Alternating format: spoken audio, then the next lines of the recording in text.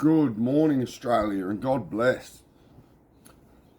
So, I wanted to do this video yesterday, but it was yeah, I couldn't. It was just a bit much for me to process and go through and think about how I was going to talk about the things that I experienced during my first attendance at church.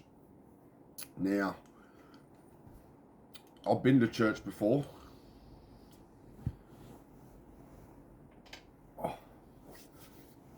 I've obviously been in churches many times, and unfortunately, those 25 times that I've entered a church, it was between the age of, say, 10 to 16, and the only reason I was going in there was to try and rob or steal or do something to gain a financial advantage. It wasn't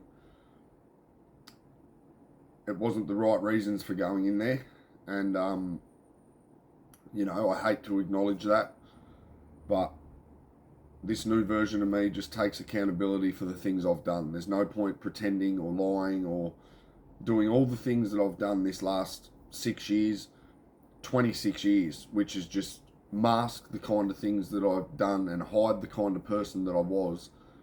And this isn't being arrogant. By my personality, my very good vocabulary, and my looks. I used all these things in combination to deny and hide the fact that I was a shitty, scummy person. And I don't see the point sitting here sharing my first real experience in church if I don't outline the only other times I've been there, which were for shitty reasons and poor reasons. But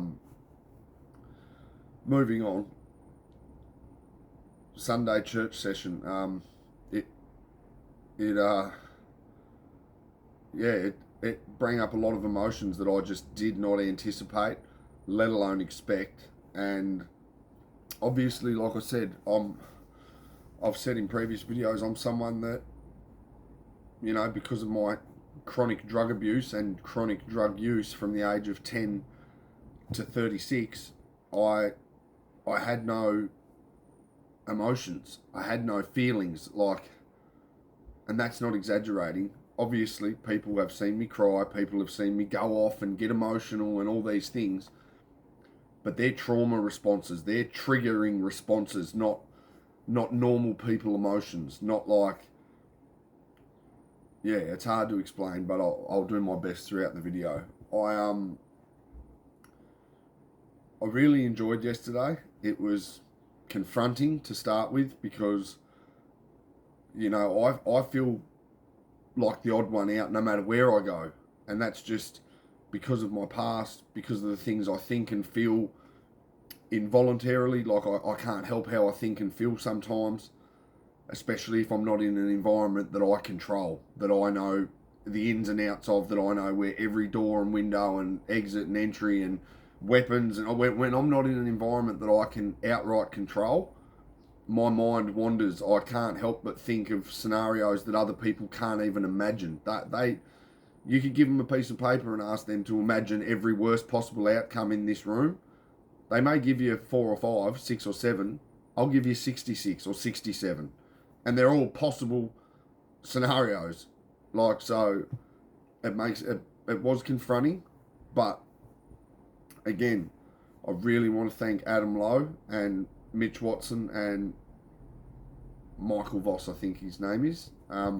3 gentlemen that were there present with me, and they all sat with me and made this first experience at church a lot easier on me, in the sense that it was confronting. When you walk into a room and you feel like this no matter where you go, like you're the odd one out. I don't think like this as much anymore, but I used to walk into places believing that everyone knew who I was and that they hated me because of the person I was. Now, I know that's somewhat ego, somewhat paranoia, but it's also somewhat true. When you've lived the life that I've lived and have the name that I have, it's very hard to shake that feeling that people don't know who you are. And, I hate that, because it does. It affects how I think and feel as I said, in environments that I'm not in control of, because I feel like the odd one out. I feel like people are looking at me like, what's he doing here? Why would he be here? And yeah, I just really want to thank Mitch, Michael, and Loey for Sunday church session, because I honestly, actually, it's not. I know I wouldn't have been able to go there unless there was people there with me, sitting with me, that made me feel fine to be there. Like I belong there. Like when I look to my left and my right, there's familiar faces that I know I can speak to, I can ask questions of, and I don't have to, feel so out of the ordinary and out of place that I have to leave. So yeah, I just want to thank you for that, gentlemen. It being there, being present with me made it really a lot less difficult, because as I'll go on to explain, I experienced a lot of things just in this first church session that, as I said, I could not have anticipated, let alone expected to happen. And this is why I had to wait till today to do the video, because it really took me back, like in the sense that, I'll just explain. So when we first got there, they were obviously playing the, pick me up sort of church music to get everyone in the vibe and the mood. It's to me, it has been my first experience. It's not like anyone just explained the outright routine or structure of what was going to happen there yesterday. So for me, I believe they play this music, which is very uplifting and spirit-like, and it's a good vibe to walk into. However, if it's not your kind of music, you may have a warped vision of why they're, singing about Jesus and the Holy Spirit and God and all these things. But the reality is, if you walked into a nightclub and they were playing country and western music, and it was a nightclub that people typically between 18 and 25 or 18 and 30 or 18 and 40, whatever, attended and drank and partied and danced and got in that disco sort of dance environment, if you walked in and they were playing country and western music, you'd be like, this is weird, I assume. And yeah, I think that applies to the church session. Like, it'd be weird to walk in there and they were playing rock and roll or country and western music, or so yeah, it's more about setting the tone, I think, like to ensure everyone feels comfortable and they know that they're in church, they know that they're there to praise the Holy Spirit and God and all these things. Now that was hard for me, but at the end of the day, you have to take everything on face value. You have to have an open mind when you walk into new things, because if you start straight off on the, I don't like this music, this isn't for me, all you've done is listen to music. Like, I'm sure there's times in your life you've been in the car and songs have come on the radio and you don't want to hear it, but you just don't bother changing the radio, do you? You don't just pull out of your car and get out or turn the radio off. You still listen. And yeah, after about 10 or 15 minutes, once we actually sat down and people started giving their testimonials about their experiences and their love for God and all these things, and their faith, their strength in their faith of Christianity and all these kinds of things. It's even hard to say it. Adam's children got up and gave their testimonials yesterday, and all strength and glory to God to them, because it was moving. As I explained, I did not expect that I would be brought to tears in church yesterday, and watching someone who's my friend's, Loey's my friend, and watching his children stand up on stage in front of 80 odd people, probably more, and discuss some of the most heartbreaking and terrifying and hurtful things that children would go through. It moved me in ways that I like I said, it took me till today to be able to sit here and do this video, because for a couple of minutes there, I just couldn't stop the tears from rolling, listening to these beautiful young children talk about the experiences they've had in their young lives already at so young. And the fact that they both got up there and spoke in front of everyone about some of the most challenging things they've been through in their young lives, it broke my heart. Like, I won't lie. And again, I'm not trying to make this about me, because it's not. It's just my experience and how the things that I experienced in church yesterday. It's hard to explain, because my throat dries up. I feel like shit saying these things. I can't lie. Like, it's not like I say these things with pride. I'm not saying them because I think it's nothing but the truth. Like, that's the sad thing, is that, like, I'm saying it because it needs to be said, and I know so many other people would be experiencing and living and not feeling exactly what I wasn't feeling until just very recently. Now, when you're someone that's gone through their whole life with no feelings, no real emotions, no love for oneself, no belief in anything but my needs and my wants and my desires, to sit there and listen to your friends' children talk about serious health complications and serious life-threatening illnesses and all these kinds of things, and the fact that, their faith in Christ and God and all these things helped them get through that time. It was moving. For me, it was compelling, because their stories made me cry. Now, when you're someone that's had no feelings and hasn't cried over the worst, nastiest, horriblest things that you've seen, heard, experienced, or had done to you personally, it's mind blowing. Like, for me, I actually said to Vossi, like, at the end of it, I said, "Oh man, that made me cry." Like, and it was a hard thing for me. Like, I almost got up and walked out when I first started crying, because I felt weird. I felt insecure. I felt dumb. I felt all these weird emotions just because I was crying.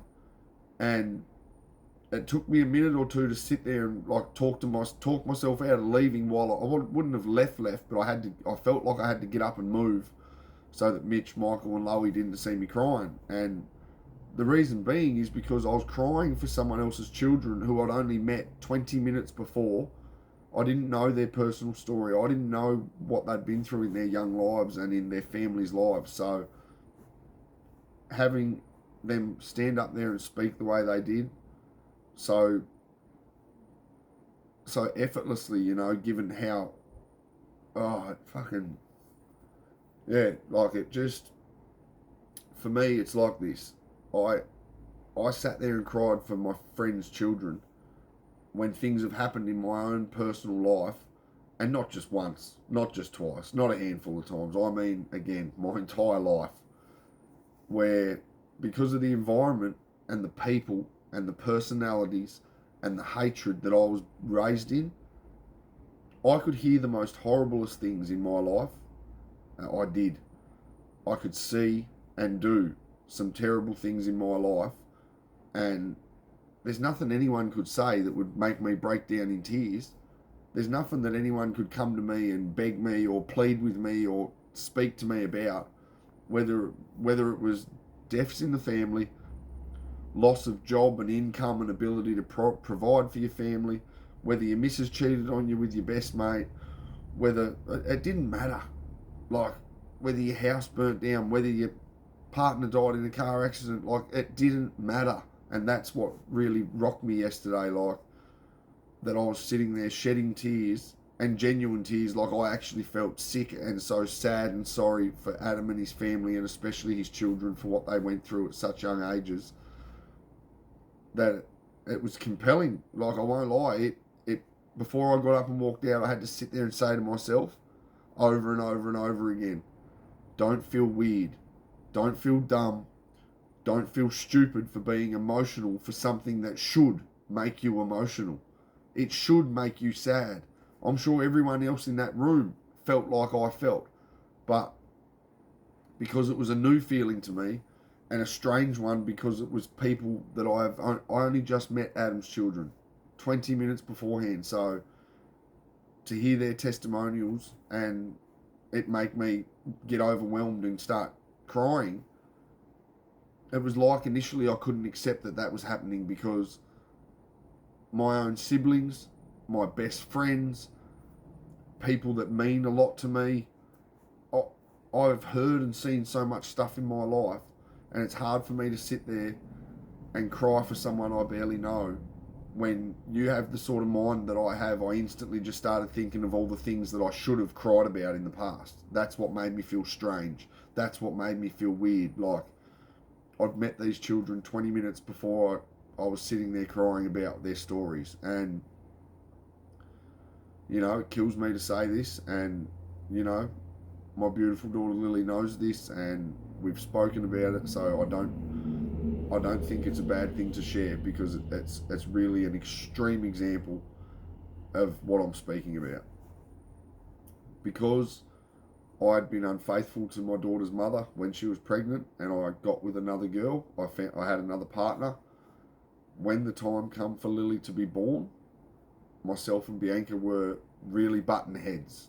Like, we couldn't even have photographs together of her fully pregnant and almost about to give birth to the beautifulest blessing in my life, which is our daughter Lily. And yeah, when in the days leading up to her giving birth, well, she had a C-section, but giving birth, she obviously was in contact with me, and I was agreeing that I'd go and I'd be at the hospital to support her and all these things. And long story short, I didn't. At 2 o'clock in the morning or 1 o'clock in the morning on the 20th of August 2011, I sat there on drugs, wide awake, no one else there with me, just laying on my bed looking at my phone. It rang 27 or 28 times. And because of the things that we'd argued about, the things that had been said, the way that I felt, I didn't care. And that hurts me now. It does. It hurts me that I laid there and watched that phone ring out for over an hour while our beautiful daughter was being born. But here's the thing. At the time, I did not care. It didn't hurt me. I wasn't affected by the fact that I knew, like, I was looking at the messages coming through as well as the phone ringing off the hook. It didn't affect me. It really didn't. And, the thought of doing that now, I wouldn't be able to live with myself. I really wouldn't. And the next saddest part is this, like, it wasn't just the day Lily was born. Because of all the things that were said, because of my no feelings, no emotions, no reaction to the fact that I'd just been gifted the greatest gift of life, which is our children. And yet I laid there in bed, drugged off my head, not caring that I should have been at that hospital. I should have been there supporting the woman that just carried our daughter for 9 months. The things that were said between me and Bianca in the day and days following Lily's birth, it took me, I believe, 17 days to be able to bring myself to be around Bianca and meet my daughter. Now, that's disgusting. That's, to me, that is sickening.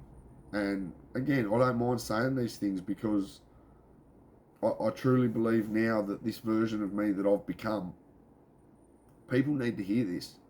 Because as I said, for so long, my personality, my vibrant, bubbly self when I wasn't completely drugged off my head, my great vocabulary and my looks would mask the kind of person that I was. Like, only a scumbag would lay there and choose not to travel 10 minutes to go and watch their child be born, or be there to hold their baby girl on the day she was born and brought into this world.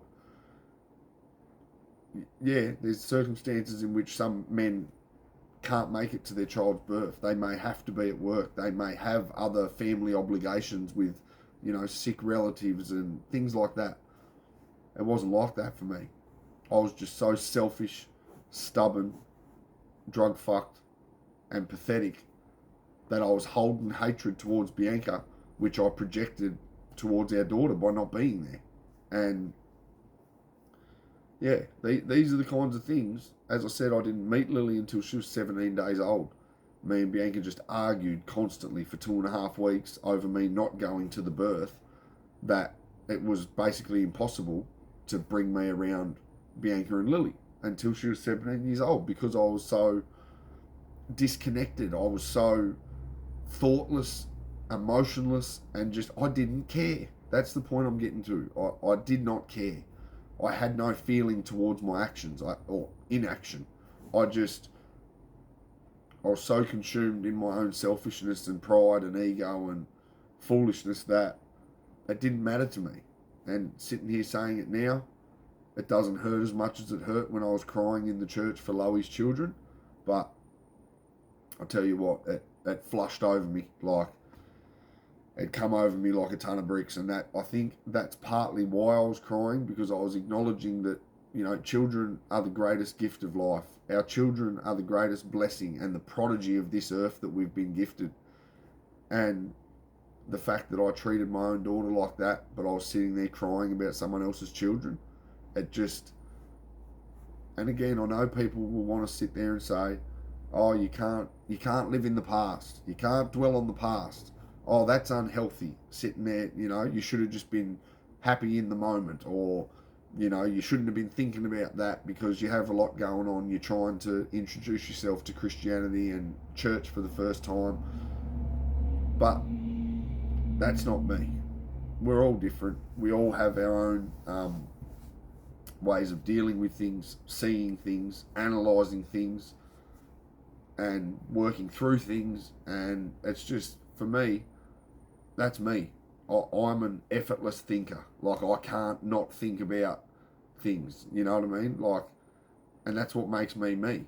And I don't ever want that to change, because I haven't explained this before, but like, I truly believe, and I don't doubt that this could change in time when I'm surrounded by better people. I have better thought processes, I have healthier core beliefs, and I'm able to express myself in a way that I'm not ridiculed for or made fun of for, or people don't put me down and say dumb shit that really affects me when I'm talking about things that matter to me now. But yeah, I don't think I want to forgive myself. I don't think I want to not be able to think about all the friggin' shitty things that I've done or not done, my inaction, my inability to feel emotion. I don't think I want to forget that, because here's the thing. I used to say, and I've said this to every ex-girlfriend I've had, they used to always tell me to stop saying sorry. I'd get out of prison or get out of wherever, get out of having a bad situation with them, and then for the days, weeks, months, I'd be apologising, keeping on saying, you know, I'm so sorry for that. And they always just wanted to say, oh, I've forgiven you. Let's just move on. Let's just forget about it. Stop bringing it up. And I understand this is a trauma response for me, that when you've been hurt and wronged so badly by people that you think love you, tell you they love you, you think they love you, and you do love them, you don't forget that shit. And anyone that thinks they do, why is it then every time you have a serious argument, or they look at you a certain way, you start having a disagreement and they give you that look, or they get up and slam something into the sink, or they storm out of the room? That's what spirals things out of control. Arguments and disagreements and things like that. It's because that's a trauma response to previous arguments, to previous hurt, to previous pain that you still hold inside of you. And I used to explain to them, no, I can't stop saying sorry, and I won't stop saying sorry, because the moment I don't feel sorry for what I've done, I have no doubt in my mind and heart that the same thing will reoccur. And this is exactly what happened. Like, I'd go through my life, yeah, I'd do something, and if I did genuinely feel bad for it, I'd say sorry, and I'd be trying to apologise my heart out and do what I could to make up for it. But within a space of days, in a space of hours sometimes, days, weeks, months, my life was so crazy that I'd forget about these horrible things that I'd said, done, and enacted around people, and I'd be doing the same shit all over again. And I think that's what's built into me, that like, I don't need to, as long as I keep moving forward in a progressive, positive manner, I don't think it's healthy for me to forget about the past. I use it. I use it as fuel to feed this fire inside of me, to make sure that I don't find myself in similar circumstances, identical situations, because I've explained in other videos, I can't control how I think and feel when I'm put in certain environments, around certain personalities, around certain situations. And if I just forgot about all the things that I've seen unfold in front of me, and how quickly life and environments can change just like that, I don't think I'd feel safe. And I know that sounds strange, but I'm getting a bit off topic here. But yeah, I just think that church on Sunday really made me realise a lot of things that I wasn't able to talk about yesterday, because it was upsetting. It was hard, man, sitting there listening to two beautiful children of your friends talk about serious things that, you know, as I said, they should upset anyone. Anyone in that room would have felt touched by their testimonials. And that's not me trying to justify me crying. That's just saying that's what real people who aren't affected by drugs and their crazy lifestyle and their inability to feel love and emotion for other people because you've been stripped of it or denied it your whole life, or your version of love and care and being thoughtful and having feelings is so distorted because of the way you were raised, because of the way you chose to live once you had free will to do as you want. Because that's something else I want to touch on. I always say the way I was raised. I don't blame my father, I don't blame my mother, and I don't blame my auntie, the three people that raised me in this world until I was able to make free will of my own decisions and go against what they suggested, recommended, instilled, or tried to enforce on me as a young person. Because the reality is this: by the time I was 10 years old, I took it upon myself to lead the life I lived. I chose that the environments and the people that were there saying they loved me and cared about me and wanted to, you know, parent me, so say, I made a conscious decision that I didn't like their parenting, I didn't like their households, I didn't like anything that they were trying to do for me. Now, I know that sounds retarded, given I'm talking about someone that's 10 years old, but that was me. And, you know, I've spoken about this with my siblings just recently. I apologise to them for the way I was when I was young, but I can't take it back. All I can do is try and make better decisions moving forward. It crushes me that I come into their lives the way I did, because that's how I become emotionless. That's how I learnt to have no feelings, thoughts, or emotion towards anything.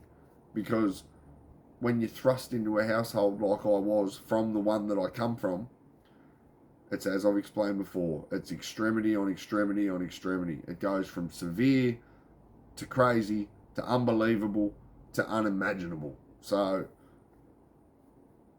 it's no surprise that I didn't have emotions. But just because it's no surprise to me, this is why I do these videos, because I'm sure other people hear that and go, you must have felt something. You must have, yeah, I felt disconnected, unloved, unheard, like my feelings and emotions at the time when I had some didn't matter.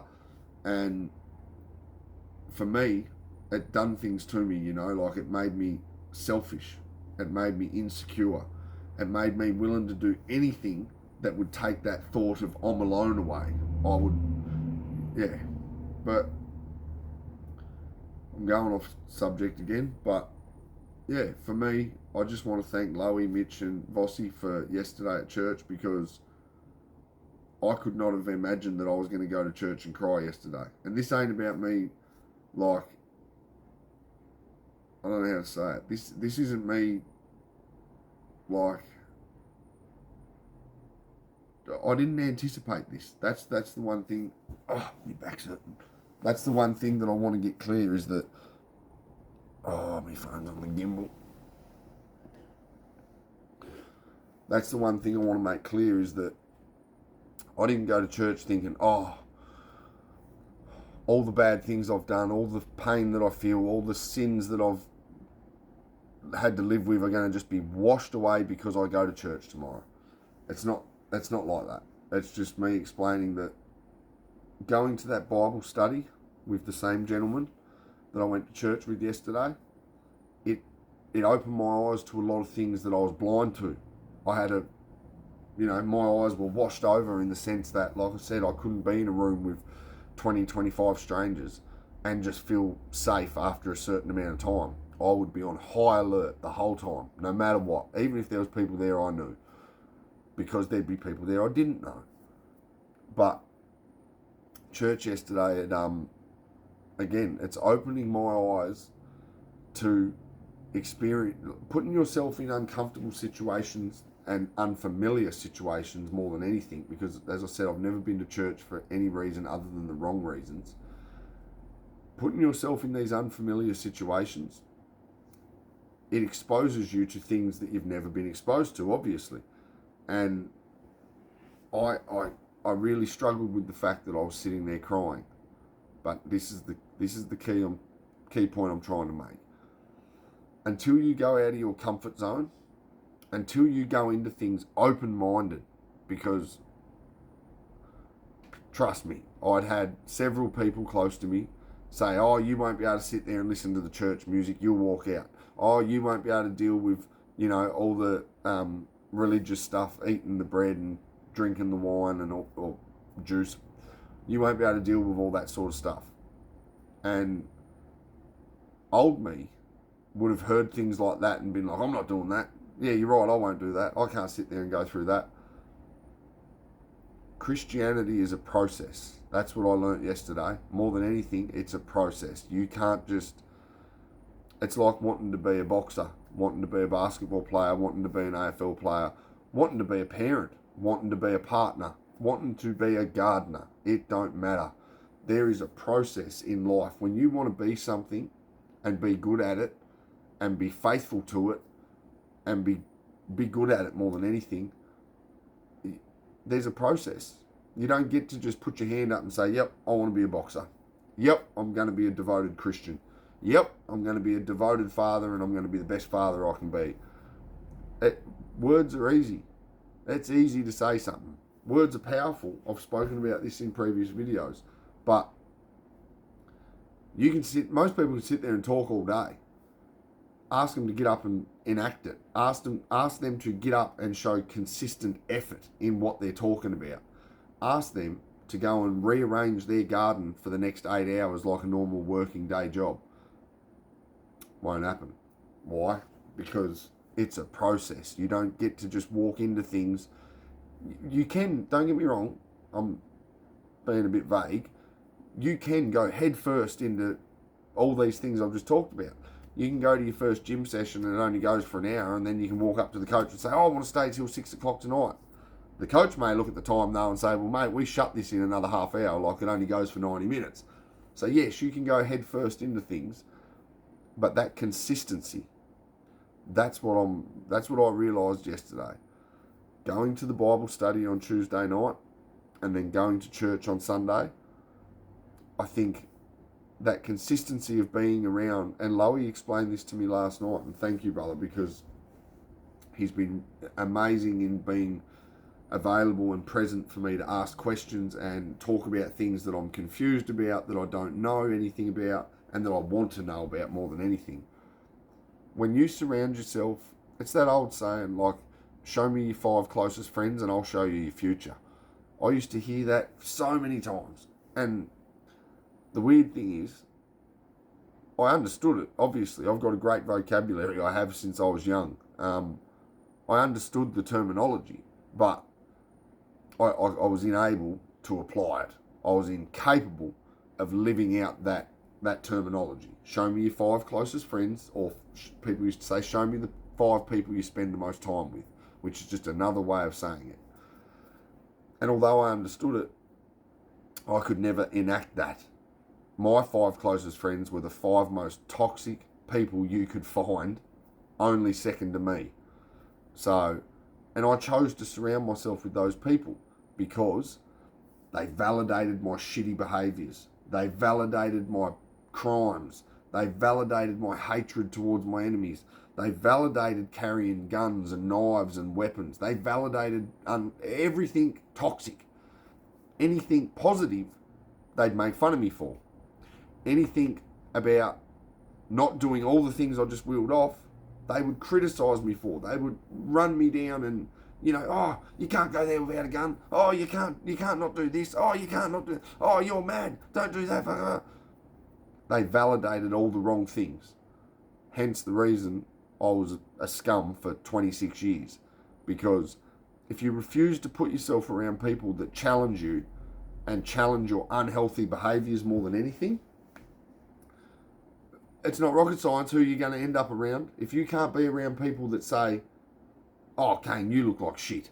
You look like the biggest junkie in Launceston. Mate, I'm not going anywhere with you. Look at you. People are going to know you're a drug addict. The only person that used to speak to me like that was my daughter's mother. And unfortunately, because she was my daughter's mother, and a lot of the times my partner, that was so hurtful and so confronting and debilitating, because to the person living like that, but having someone close to you say, oh, you look like shit, you look like a junkie, it's so hurtful that you do nothing but get angry. You can't acknowledge what they're saying. You won't even go and look at yourself in the mirror to try and understand what they're trying to say, because you've accepted yourself for who you are. You believe in yourself. You live that life because everyone else validates it. Everyone else will not challenge you. So, yeah, back to the consistency. When Lowy explained this brilliantly last night, he said, mate, there's going to be days where, regardless of how strongly you feel about your faith, regardless of how strongly you feel about following this path, there's going to be things trying to tear you down, drag you back, and make you question your faith and make you question what you're doing now. And that really resonated with me, because I won't go into it, I don't want to point fingers, but like, I've made it pretty crystal clear to everyone around me that I'm going to get baptised, that I'm going to continue going to the Bible study, and I will now continue going to church after being able to spend a full day reflecting on my experiences yesterday. I'm going to continue to do the Bible study. I'm going to continue to go to church, and I'm going to continue to delve into Christianity, because this is the best version of me. Like, I can sit there and pretend that at other points in my life I may have felt similar or acted the same way I am now, but I didn't feel it. I may have been clean off of drugs and been able to acknowledge the sort of person I was, and that I didn't want to be that person, but I was that person. That's the difference now, is that I am no longer that version of me. I am no longer that person, and there is nothing that I think about more strongly than the future I want to create for my daughter, the life that I want to live, to lead by example for not only my daughter. So many people's children look up to me because of my boxing, because of my music, because of my past, unfortunately. And that's the hardest thing, is that a lot of these younger people, they idolise me for the wrong reasons. Now, something that I want to make crystal clear is I will never use my platform on social media to ever discourage anyone to seek help. I will never use my platforms to push toxicity, negativity, or be anything but the face of change and positivity, because that's a responsibility that you're given. When you've got thousands and thousands of followers, I think I've got nearly 15,000 or 20,000 followers across all my socials. Now, when you've got that kind of audience, you'd be mad, you'd be scum to sit there and project anything but positive mindset, positive lifestyle, healthy, positive choices, and help people understand more than anything that family and faith should be at the top of your family, faith and health, faith, family, health, health, faith, family, say it however you want. Those three things should be above and beyond all, because the fact that they are now the top three things on my agenda, on my scale of what's important, I tell you now, I've never felt more clear and concise in what I'm going to do moving forward, because I think because of my desire to live out those three things to the best of my ability. they are now what my core beliefs are embedded in. I want to learn and live and be those three things. And it's powerful, man. Like, I'm not, it's so weird. Like, I sit here looking at myself and like, sometimes I just go blank because like when I say I don't know, or it's so weird, or when I use anything to sort of stall the conversation, it's because I'm thinking of things I don't want to say. But even that. But I just feel so empowered and so. This is a good one. I feel disconnected from the person that I was attached to. I don't feel that disconnect from my family anymore. I don't feel that disconnect from emotions anymore. I can genuinely now sit in public, and if something upsets me, I will cry. I won't get angry, and I won't storm out and create a different reality for myself because I don't want to live in that one. I don't want to sit there and cry. That was me. I was someone that countless people, and I hate acknowledging this shit, countless people can probably give examples of where I've gone from being happy, blowjo, whatever, to as soon as something angers or upsets me, go off, start screaming, smashing shit, carrying on like a fucking 12-year-old. So I'm so disconnected from that person now. I really am. Like, I don't feel the same anymore. And I know that's contradictory to what I said because I felt nothing. So I like this me. I love this me. I idolise this me. And for everyone trying to say stupid shit and run me down and make me question what I'm doing and say, oh, everyone thinks you're a Bible basher. Oh, everyone thinks you're this or that. Or shut the F up.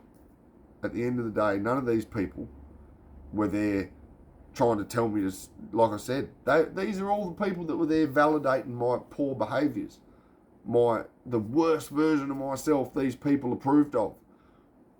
It really annoys me. It doesn't anger me, it doesn't upset me, and it doesn't make me hate you. It just really annoys me that people that validated the worst version of myself and were happy to let me live. It's not about them letting me live my life that way, but they were happy to still be my friend, be my partner, be close to me. And yet, see, I can't even say that, like, because I was the kind of person that once I got to a certain point of drug use and craziness, you couldn't tell me. You couldn't say negative things to me. So I'll rephrase that. These are people that had to live around me and experience me as the worst version of myself. And because of the person I was, they couldn't say negative things to me other than Bianca, as I said. And I suppose that's sort of reflective of the sort of person I was. The only person that could outright say to me, you look like shit, you look like a junkie scum, you're acting like a junkie scum, and you belong in jail. That's what she used to say. Yeah, see, that's hard. Like, I was about to sit there and basically give a vague reason of why all these people that are now saying negative things to me shouldn't say them because they let me live the way I did, when that's not accurate. They had no choice to either accept me for who I was or put themselves in a position where I'd go off my head and say, F you, don't, get out, piss off, don't want nothing to do with you then. Because unless they validated my behaviour, I couldn't surround myself with people that would question my integrity, question my actions, question my belief systems, question the way I lived. So, yeah, that's what I mean. This shit's all new to me. And something I want to make crystal clear before I finish this video. None of us are perfect. Again, this is Loey. Loey, you're lovely, bro. No one's perfect, no matter how they appear, no matter how they present themselves, no matter how well they speak. Everyone has demons, everyone has their own issues going on, and we all sin day in, day out, one way or another. It's just, once you devote yourself to being the best version of yourself, and as I said, focusing on faith, family, and your health, you're already halfway there. You're doing all the things right that you should be, that we should all be taught when we're younger, not have to learn it for yourself through heartbreak, abandonment, loss of family, loss of righteous path, loss of all these things, that if they're instilled in you when you're young, you won't go through life living like that, or there's a high probability that you won't. Whereas if you see domestic violence, if you see drug and alcohol abuse, if you see disconnect in your own family, if you feel unloved by the people that say they love you and then flog you the same day, it's going to be hard for you to instill these beliefs in yourself that this is not how you conduct yourself. It's not rocket science.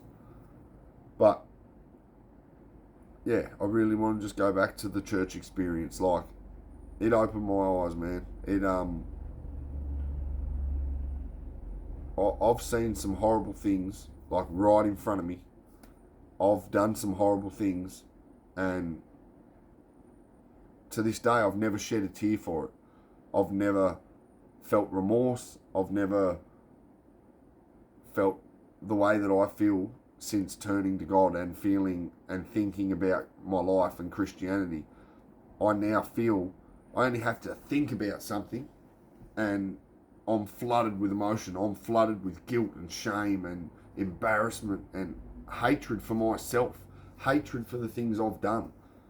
And it's crazy, you know, going to church yesterday and hearing Loey's children speak about their personal experiences in life and their belief in Christianity and Jesus and God. It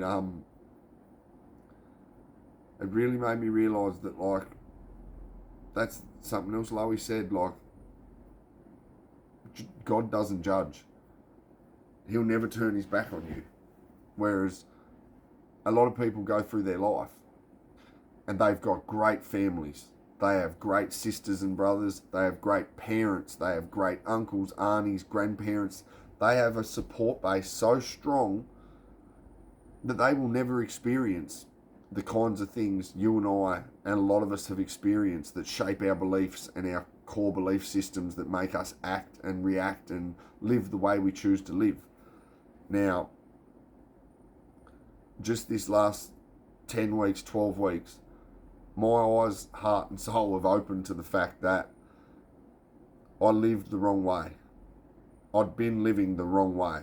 I was perceiving my history, my past, and everything that had happened up until just 12 weeks ago to be the be-all and end-all.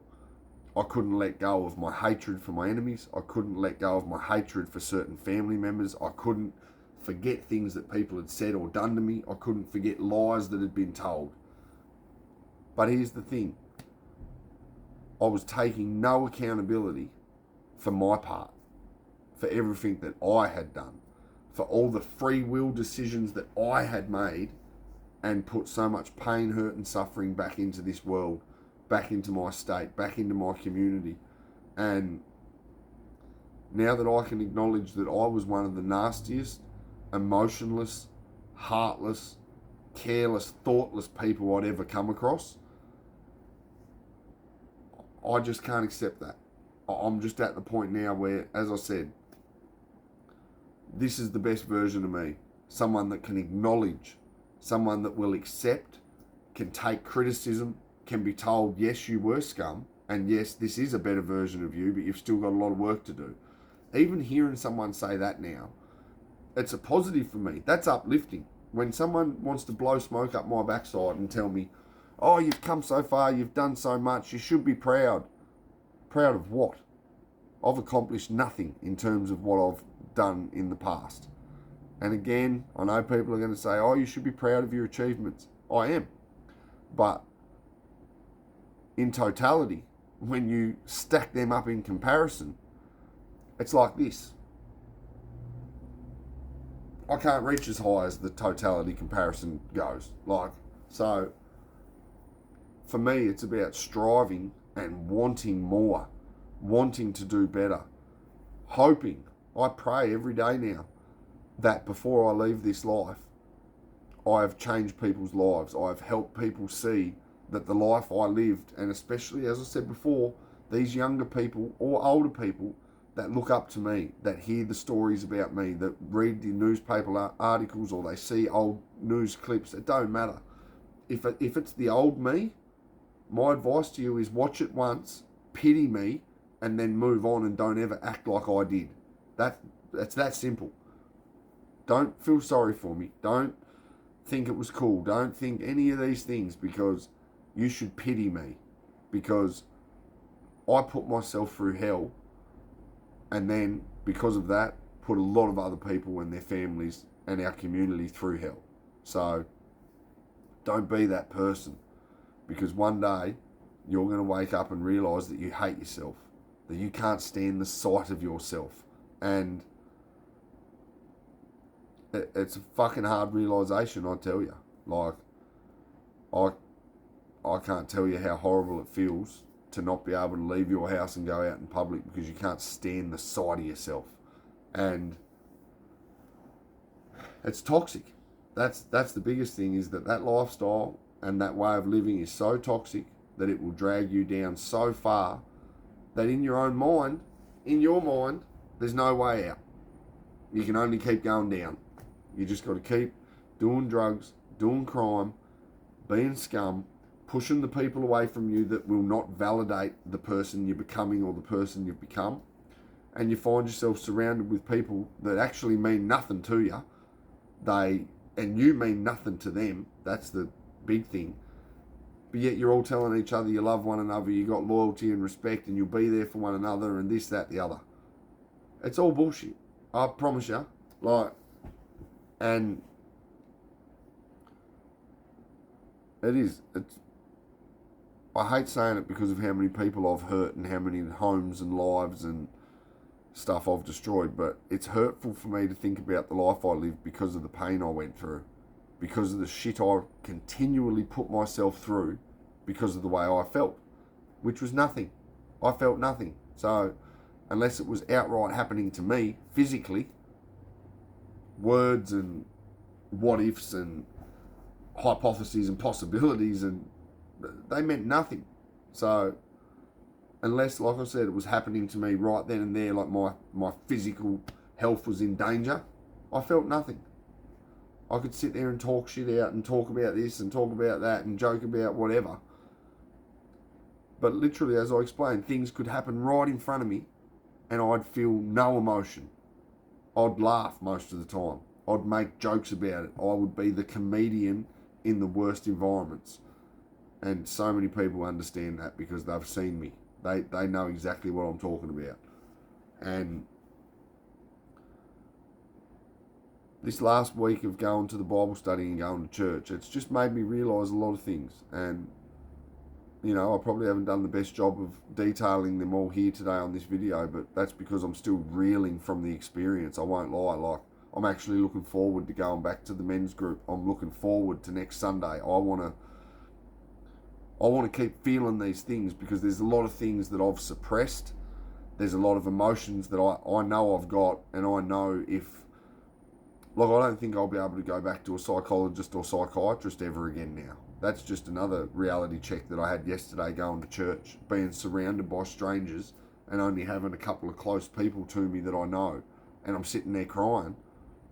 We weren't even talking about me. I wasn't even hearing things that give me flashbacks and nightmares and make me live a certain way. So the thought of going back to a psychiatrist or a psychologist now and discussing my father dying, moving into my mother's toxic household and seeing the violence and not feeling accepted by my siblings and being bounced from school to school to school to school because I was in and out of Ashley's and all the things that I went through, there's no bloody way I could go and sit down and talk to a psychologist or a psychiatrist now. They'd have to have a flood levy in there. I don't think that's an exaggeration. I would probably go in there weighing 77 kilo and come out weighing 72 because of the amount of crying I would do. And that's being realistic. Just based off my experience at church yesterday. If I can sit there and cry because I'm hearing something sad and hurtful and life-changing for other people and their children, I promise you, talking about myself and my daughter and my family and my siblings and their children and our parents and our family history. Oh, I'd flood the place out. I may as well walk in with a pair of floaties on, so I didn't have to swim while I was still crying and telling my story. But anyway, yeah, I'm just really excited, and I never used to be proud of me. I never used to be excited about the next day. I used to just think, what can I get done today? What can I do today? Now, I think in longevity. I don't just think, oh, it is what it is, I could die today. Yes, that's a possibility, but it's not a way of life. And anyone that still lives like that, you're retarded. Like, I'm sorry, but this blessing that we're given of life, cherish it, because you may think and feel and believe certain things right now, but I promise you, there's going to come a time where that will wash away, and you're going to hate what you've done. You'll hate the way you've wasted your life. You will hate the people you've pushed away, and you will hate the connections that you don't have with your family, your siblings, and the people that actually should have been taught to be meaningful and mean the most to you when you were young. It'll hurt. I promise you that. It will hurt. And for me, I'll go back to that first story with my daughter. Not only did I not be there for her birth, and I didn't meet her till she was 17 days old, it strikes at my heart again that for the next 8 years of her life, I was a junkie, criminal scum. In and out of prison her whole life, or that first 8 years of her life. I used to say this to people in the jail when I'd be there. They'd be saying, oh, you got such a beautiful daughter, she's got such a great mum. People would be blowing smoke up my backside. And I used to sit there and say, yeah, my daughter's 3 or 5 or 8, and I've spent less than 6 months in actual minutes in her presence. Minutes. 6 months. She's 8 years old, and I haven't spent 6 months in minutes. And that's probably a big stretch. At the time, it probably would have been more like 3 months, 2 months, a month and a half in actual minutes, hours. So all these things, like I said, they're all new experiences for me, and I'm just proud to be here. I'm so grateful that I get to wake up every day and try and make myself a better version of myself. And, all glory to God, because I don't know where I'd be right now if I hadn't have went to Thailand and I hadn't have got my head straight and I hadn't have... It was the first time in my life that I was isolated, away from everything that was making me overstimulated and making me think this and making me feel that and making me live a certain way. Ashley's in jail were the only other 2 times in my life that I was removed from my environment, I was restricted in what I had, and I was isolated from all the things that helped me made me make certain decisions, whether it was my drug use, whether it was carrying weapons, whether it was, living in a house that has bloody security shutters on every window. Like, I'll give you a look. But you know what I mean? When I took myself out of this environment, it opened my eyes. It made me realise that I lived having a constant panic attack. I was living in a way that was so unhealthy that it was dictating and determining my day-to-day life.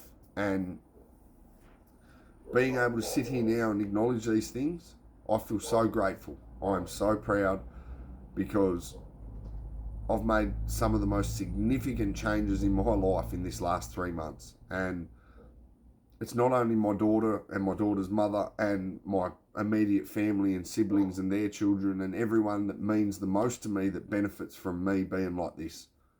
It's me. I benefit the most. Why? I could give you 1,000 reasons, but the easiest one is look at me.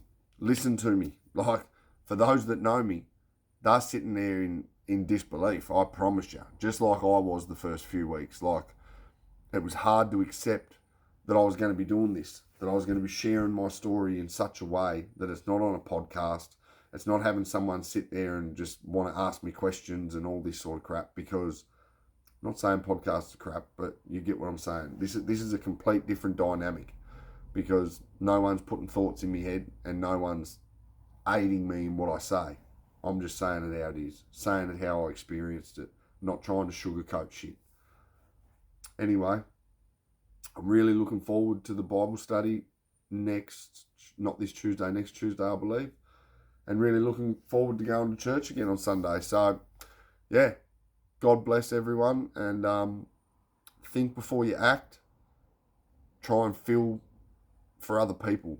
Put yourself in other people's shoes before you make decisions that will affect other people's lives, because that's another new reality for me. I never used to think about other people. I never used to think about other people's feelings or how they'd react or what my actions would make them feel or experience. Whereas now, that's all I do. I'm trying to be accountable, thoughtful, and a good person. That's the easiest way to put it. Like that's me in a nutshell now. Family, faith, and health. Anyway, I just want to thank Mitchell Watson, Michael Voss, Adam Lowe, and Adam's children and family for the experience yesterday. It's compelled me now. Like, I was determined before, I was committed. Now I feel compelled because the fact that yesterday brought tears to my eyes it speaks volumes of what this transition is actually doing to me physically, mentally, emotionally. Like it's bringing out the real me, the authentic me, the person that I have hid away for so many years. And I'll put it like this, because when your feelings and thoughts and your wants and needs are completely diminished, if not completely overlooked and just, well, in my case, punched out of you, or slapped out of you, or screamed out of you, like you're not allowed to talk about your feelings or your emotions, and if you do, you're a little, you're a little prick and you better shut your mouth. But anyway, it makes it hard for you to grow up having them. And especially once you add drugs and crime and people that validate your shitty behaviours and your shitty thought processes and your terrible actions and all these things. So yeah, going to church yesterday has compelled me to keep going down this path. And something else that I want to acknowledge is I know I swear a lot and I have a bogan way of explaining things, but I'm working really hard on that. I write down stuff every day to try and help me with my speech, because I have a great vocabulary, but all the swear words are definitely a part of that. So I am working really hard to get rid of them, because again, it's toxic. It's not the kind of language I want to be using moving forward, and I'm working really hard to remove it from my speech. So yeah, again, thank you Vossi, Mitchell, Lowy and Lowy's family. Amazing experience yesterday, I won't lie. And yeah, really looking forward to the future. And day by day, I just hope that I keep becoming a better version of myself, so that I can give back to everyone that's supporting me and keep doing these videos and moving forward in a positive light and in the image of God. God bless everyone and have a great day.